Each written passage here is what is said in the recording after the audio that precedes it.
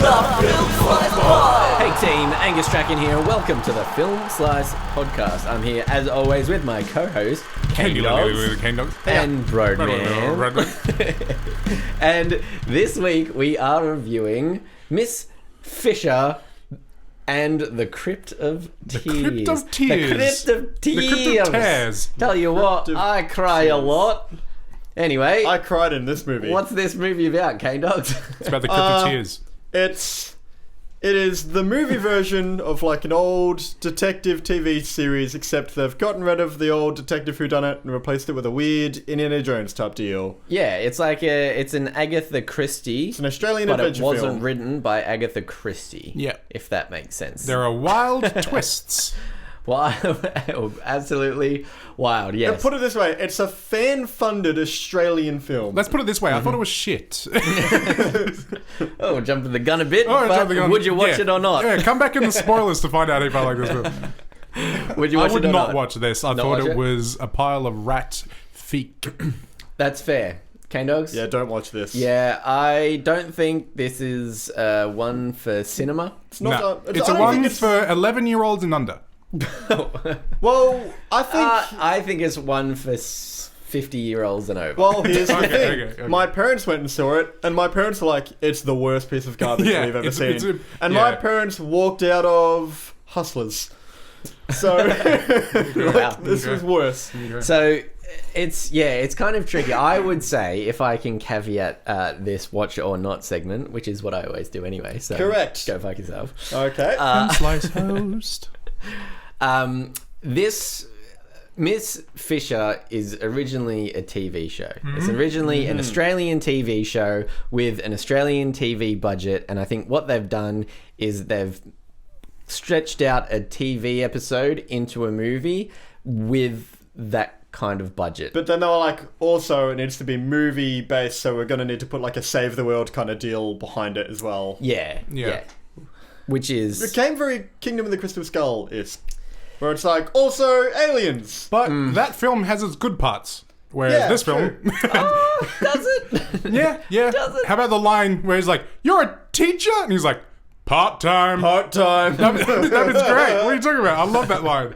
I love that line. right. It's such a great line. The first half of that movie is okay. is okay, yeah. It's not good. Yeah. It loses me where he gets into a fridge and survives like a nuclear explosion. Yeah. But that loses most people. Up until that moment, it's fine. Yeah. Nukes Indiana most Jones and the Kingdom of the Crystal Skull is what we're reviewing this week, ladies and gentlemen. I'd never in rather between. watch that movie than this movie. Okay. So the other problem that we have is... Not problem, like I feel bad saying it's a problem, Issue. but it's the same cast as well. So it's TV grade actors. Which Not is- saying that they're which is necessarily fine. bad. Which is fine. No, it's fine. But it just... When I was in the cinema, I'm like, yeah, I can see myself watching this on TV late at night when I've got nothing else to do. Sure, I'd chuck it on. I can see with the your girlfriend parents kind of watching thing. this when I come over. Yeah. To break a toy that you own. Regular TV But- in a regular lounge room. For cinema, it's a bit lackluster. Anyway, that's what we thought of that. That was our watch or not. I'm guessing that's our initial thoughts as well. Anyone got a cinema dick before we head into spoilers? I've got a cinema thing. Yeah, go on. Cinema thing, ladies and gentlemen and others. I watched the movie in my 4-hour break. I've got a break between classes at uni, and so I'm very restricted to having to go to whatever session there is in those 4 hours. yeah. And at my cinema, they've got the regular sessions, they've got like an extreme screen sessions, and then they've got the Lux sessions. Should have seen this in extreme screen. Oh, I saw it in Lux. So I saw it in a very private, reclining chairs, ordering food cinema today. That's Amazing. so incredible. So I was in there. I was one of 4 people who was in the cinema, and I had my own reclining chair. I had my own table. I had my own little call light for service. I like that I you- got a free popcorn and a free drink, and I just sat back and I had a shit time.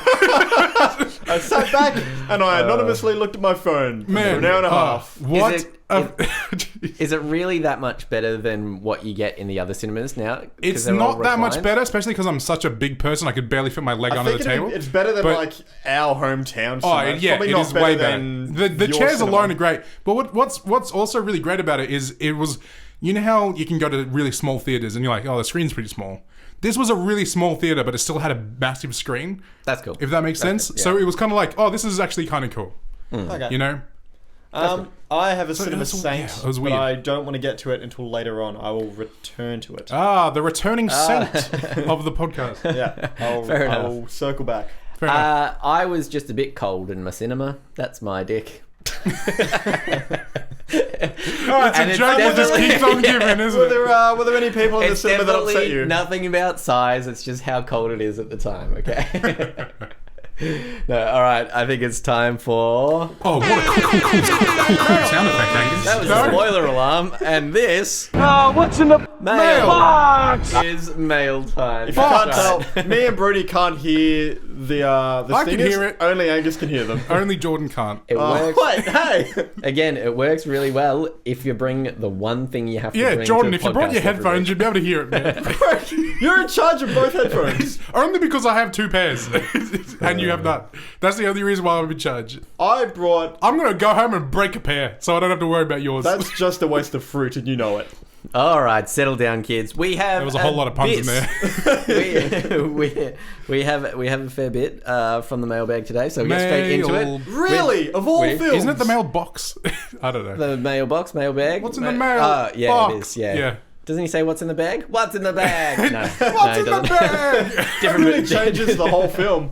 different, yeah. What's in the fridge? Anyway, tune in next week for what's in the mail fridge. Yeah, what's in the mail fridge?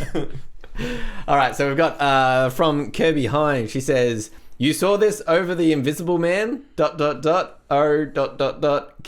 Thank you, Kirby. Rest assured, Kirby, we may or may not see the Invisible Man. We are doing Might Invisible have Man. to tune in next week to find out. We're doing it. Wait until next week to We're see what we're doing doing. it. Next week we could be doing any could film. be doing- come back and see what we're doing. Listen, All right. listen to what we're doing. Oh. We got quite a lot. This is from Writer Ron on Instagram. Here's a little something from one of your slicey slices. Slices. It's my mum. Hey! This is from my mum. She said, Gotcha. loved Miss Fisher, the movie, lined up for some mother-daughter time with my sister, her daughter. Imagine if it wasn't. That checks That out. would be some big news. And attended the premiere at Rivoli. Great Wow. story, great atmosphere. The actors had the lovely balance of cheeky Australian charm that doesn't take itself too seriously. I agree. That's true. I didn't take any of this film seriously. Great costumes. Harkens back to the days when the good guys were easy to tell from the bad guys. I didn't guess the correct bad guy though. My sister had it well before the end. I keep saying my sister because she's using a Instagram handle. Koshib.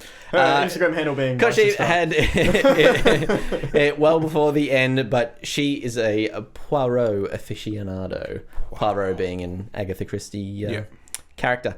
Did I say great costumes? ? A light story, not too much violence, strong female lead, and it all works out in the end. Is she aware What that she more can, could you ask for? She can lads? read her message before she posts it to see if she's said costume or not already. I think it was more kind of rhetoric that she really did enjoy the costumes. Okay, here's the thing. I adore your mum, but I disagree with everything she's saying. Not good costumes? I think the look, costumes the were good. costumes were fine. In fact, my mum might have stolen my favourite thing about the film. Not gonna lie. Oh look, she's stolen Well- my favourite thing about the film, but I'm clutching at straws to have one. Okay, she You goes should on. see how many straws Jordan's clutching. They're really just falling out of his hands. at the moment. We've got another comment from Ryder Ron saying, "Love your show, by the way. Favorite is the one with red hair and beard who always wears a hat." Oh, Brody. This That's guy. fine. Yeah, that's fair. That's fair enough. That's fine. Yeah, it's a shame. How she knows that- I've started wearing a hat, I have no idea. I know. Also, This is weird not a she visual doesn't- medium. weird This is she not a doesn't- visual medium. Which she doesn't she also like me told me the in best, person that yeah. I'm a close second. The other two, Yeah, well, there's only the two of us. she does say the other two are funny as well. So at least. Oh, you know. I guess that's good. Weird At that she least thinks there's somebody. two of you. As well. All right, and we've got from said sister Koshi. She said, "Loved it. I'm a huge fan of the series, so I was pretty much going to love anything because it's more Miss Fisher. Luckily, I thought it was great. It has a cool Aussie flavour to it. I love the acting. I love the light, funny little character moments. Being that I saw it in Melbourne at the Melbourne premiere, I was also surrounded by other people who were just as pumped to see it with a similar history with the characters. So we all giggled and reacted at the same moments, which was cool." I thought the storyline was interesting and definitely different to the local Melbourne murder or theft mysteries we're used to seeing. I'm assuming like Underbelly. Have you guys seen Underbelly? Yep. No. Any good? First season's okay, and then from there... Is it worth going back to now? No, because since then it's been... No. Since then... No. Since Order! But like the first Underbelly was like before Breaking Bad. It's like before the TV show renaissance where TV shows became better than movies. Yeah. So it's like Underbelly was good back then. When did it come out? Like way before I was old enough to be allowed to watch it. Like It was like 2009 or something. No, even I feel before like that. The Wire was probably the best one. Okay. Yeah, maybe. Yeah, cool. So if you like that, I guess this isn't for you. This film isn't for you. It took a little bit of adjusting to the slightly supernatural aspect of it because it's different to the usual vibe, but I didn't find that jarring. It felt a little Indiana Jones meet Poirot with an awesome female detective in the lead. A good mystery story kept you guessing on who the bad guy is. In hindsight, it was obvious, which is good because it didn't feel out of nowhere. I guess both halves of it, but didn't connect them till the last minute. Love the new characters. Love that the old crew we know and love were credited up front and then made probably a 30-second cameo at the start. Felt good to have seen them all after such a long time, even if briefly. Oh, and visually stunning from the costumes to the sets. And that opening sequence was just... how do you say your name? Frine Fisher? She's put more effort into writing this than the writers put into writing the film.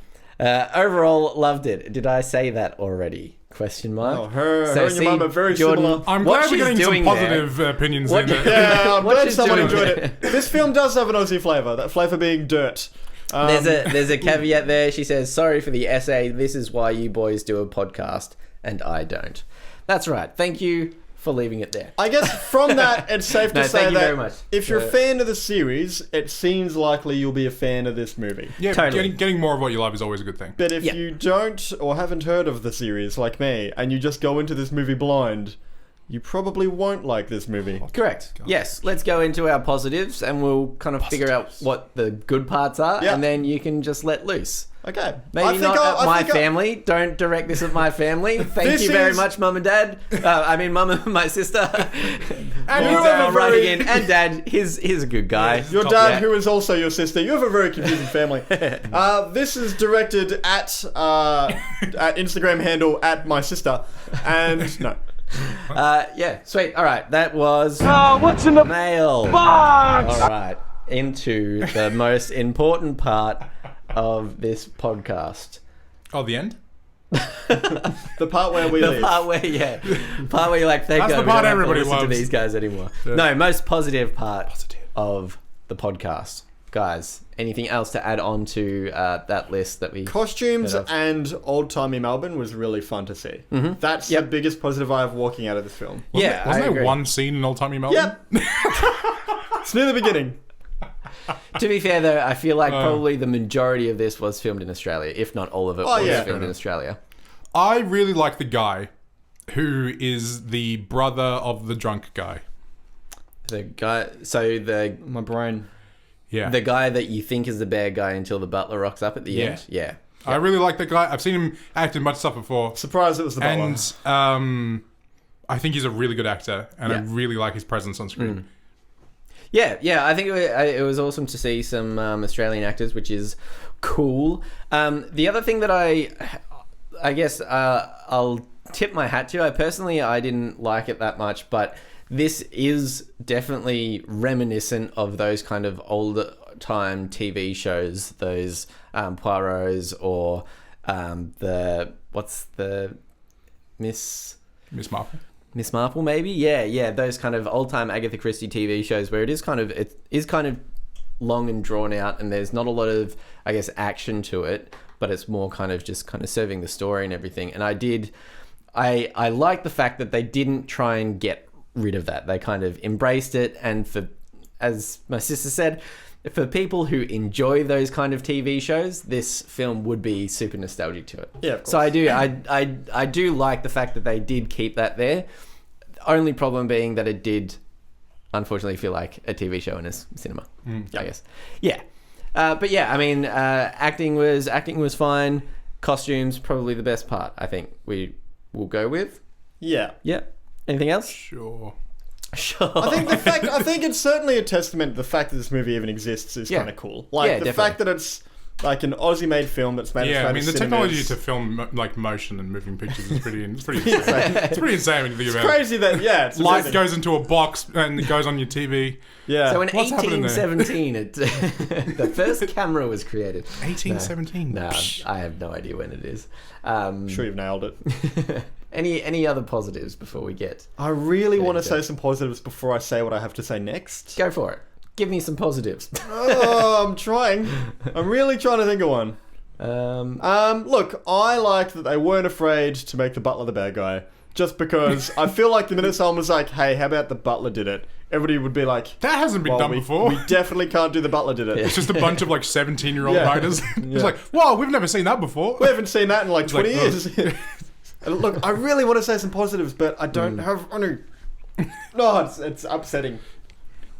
I'm just looking up. I wonder what the difference is between budgets on a few films. If you guys could just fill the airspace. Okay, so here's something that I wanted to pick up, which is kind of interesting. Just the concept of budget and how much these movies cost in comparison to a few that are similar. So we've got Miss Fisher, we've got Murder on the Orient Express, which is actually an Agatha Christie. Yeah, I'm pretty sure. Yeah, it's called Agatha Christie. It's Poirot. Yeah, Poirot. And I'm chucking Knives Out in there because it's that kind I'm of putting my foot in the similar door of agreeing with that slightly, but okay, agree slightly. Yeah. Anyway, so we've got Murder on the... Can we please put Avengers Endgame in there as well, just for comparison? you want to? Okay. It's a bit of a mystery. Sure. It's a bit of a mystery. Also, And no, you know what? It'll take too long. We'll have to cut it. Angus will have to restart the sentence.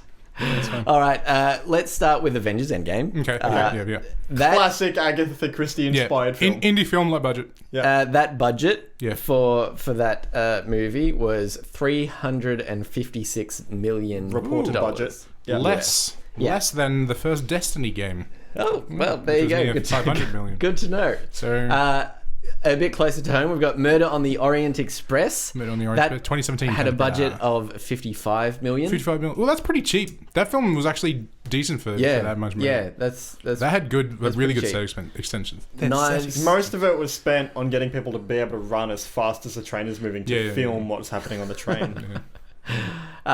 Knives Out has a budget of $40 million. Mm-hmm. So lower than the Orient Express. Well made for that one. Which is, that's okay. To be fair, they don't really have a lot of locations. Yeah. Quite a lot of that money also would have gone to Daniel Craig and Chris Evans as well. Yeah, exactly. Yeah. Whereas Miss Fisher... Just for being top is not for the... just off the top. At the end of the film, they were just handed an extra couple. Yeah, they weren't paid that. They were just like... So we got this leftover money. Do you guys want it? But put that up against Miss Fisher, which only had $8 million.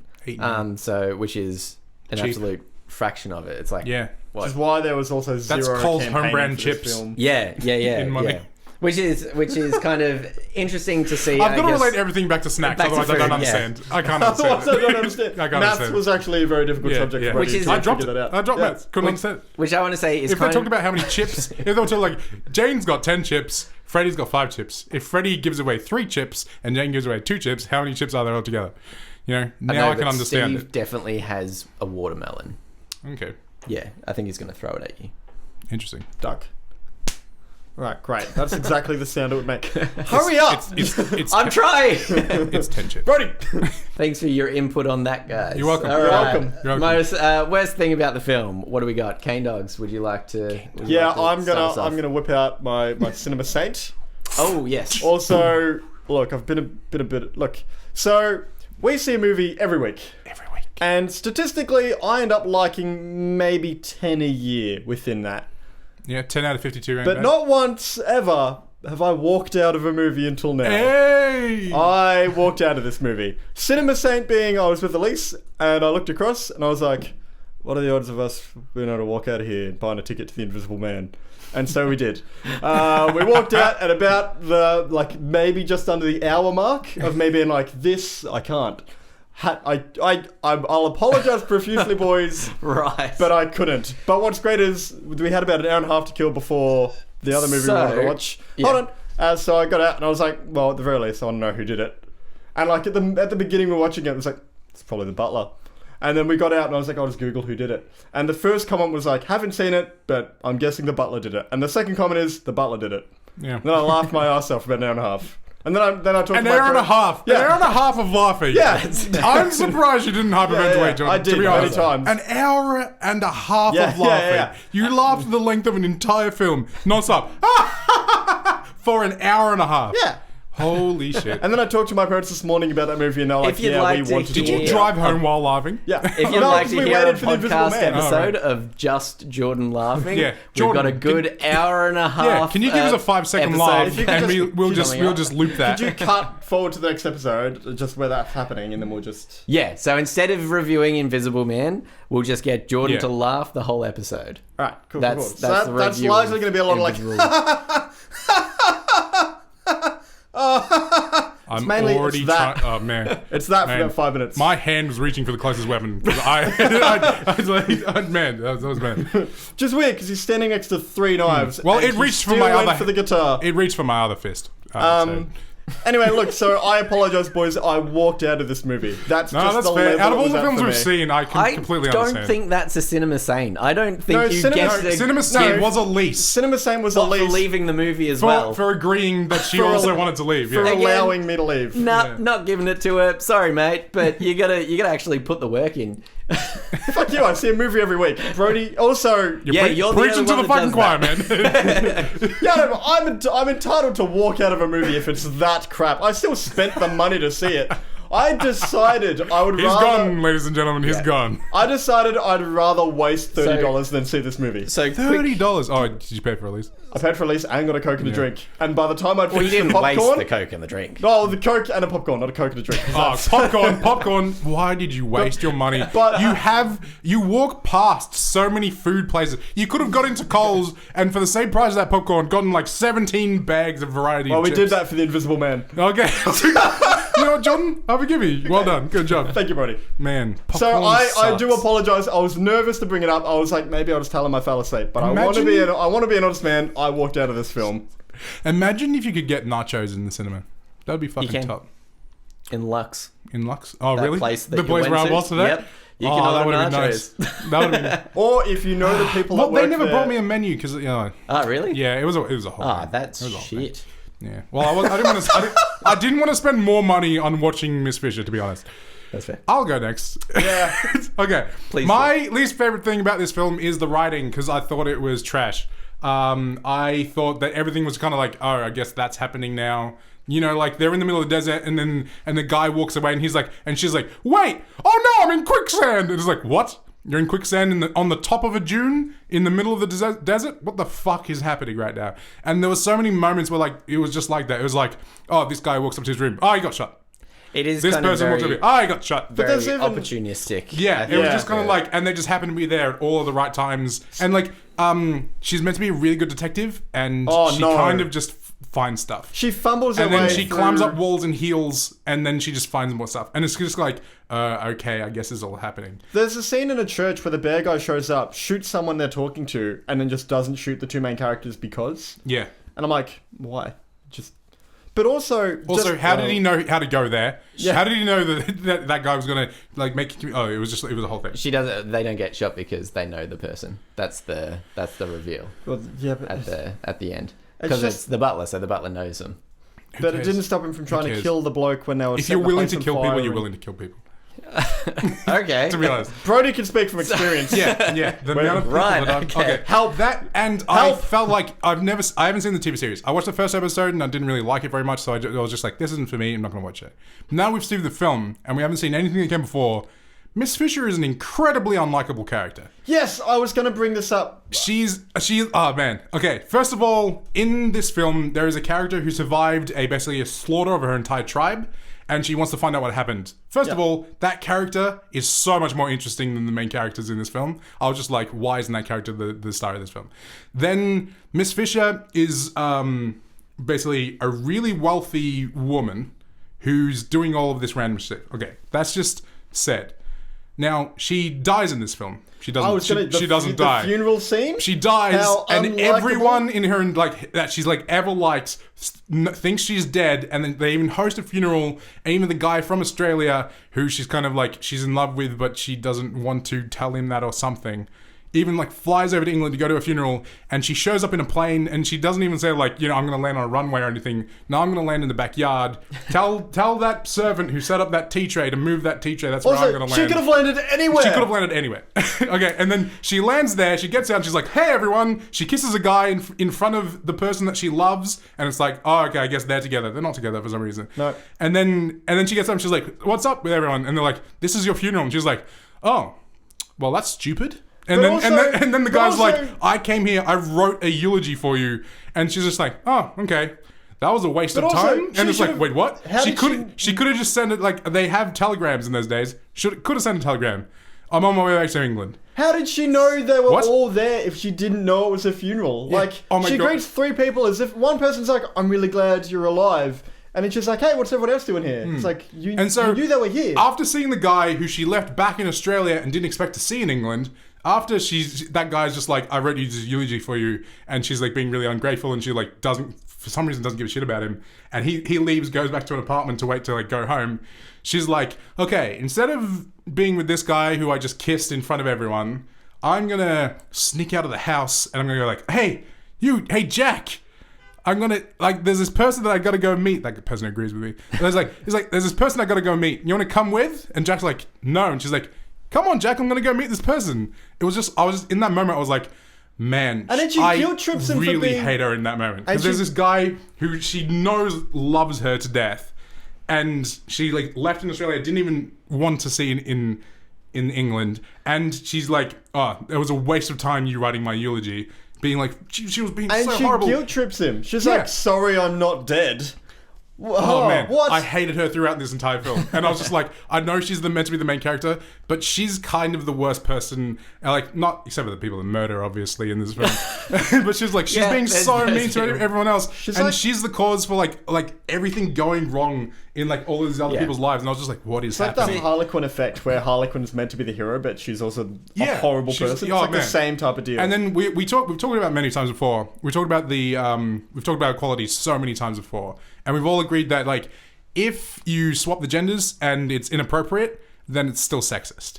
And if you swap the genders in this film, and, like, she even has a line where she's like, "I'm not gonna tell you or any other man what I'm gonna be doing." And it's like, if you swap the genders and it's a man saying, "I'm not gonna tell you or any other woman what I'm gonna be doing." Yeah, exactly. It comes across really, really terrible.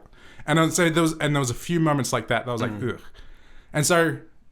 I just felt so icky watching this. Like, she's meant to be like the main character. She doesn't play by the rules. That's because they're all written by men. And I hate you all, but also you're all my friends. So yeah, I really could not connect to this character in any way in this entire film. That's fair. I think that kind of leads into one of my negatives, which was, if you don't know the TV series and you don't know the characters in the TV series, you're coming in very cold, and the movie is very slow to start due to like the pacing of the TV show style and the budget not being able to do high-based action sequences. There's not a lot of stuff there for you to go off of as a viewer from the get-go, from the start. And it's not until probably about halfway through the movie where you start understanding some of the characters and everything. I will say, I think that kind of stuff you were talking about earlier, bro, with like the landing the plane and everything, like, I think that's kind of tongue-in-cheek. I enjoyed that bit because it was kind of dumb. It was silly fun. I do understand where you're coming from. It just brought up the same thing. Like, a problem I have with a lot of main characters in films, if they're really rich white people, I usually just kind of like, this kind of shitty. There were some bits that I enjoyed, like the tongue-in-cheek stuff. I did enjoy, and I think there was a bit of that kind of Australian larrikindness in it. And it was, it was an experience for sure. We've gone overtime, so we're going to end it there. That was our review of Miss Fisher and the something about tears. What was it? The Crypt of Tears. The Crypt of Tears. If you watch Miss Fisher on TV, definitely go watch it, because I think you'll enjoy it. If you don't watch it and you don't enjoy that kind of stuff, Probably give this one a miss. The I'm gonna butler say. just shows up. The classic. in the Yeah, crypt. He I just think shows Butler up. He did it. teleports. I talked to mum and dad. They're like, yeah, and then at the end, there's just a fourth horse and the butler's there, Yeah. and then he did it, and you'd Yeah. expect it to be him, but not because it's clever writing, just because he's the person that He makes just the shows up. least sense to have Yeah. done it. You're like, And then oh, Miss okay, Fisher's cool. like, I knew it all along. It was- because he tried to protect you that one time. yeah, It What? wasn't 4 horses. It was actually 5 camels. It was. I So- gotcha. Yeah. Great. Yeah. And we're going to leave it What on that about note. Next week on the Film Slice podcast. The butler did it. Hello, Yeah, I'm the butler. And I'm doing the Film Slice podcast this week with my friend James Butler. Hello. I'm not that James Butler, but I'm a different James Butler who happens to be a butler. And your friend Frank Bottom. I'm Frank Bottom, far less British or old than the other Yes, two. I don't know why we're friends.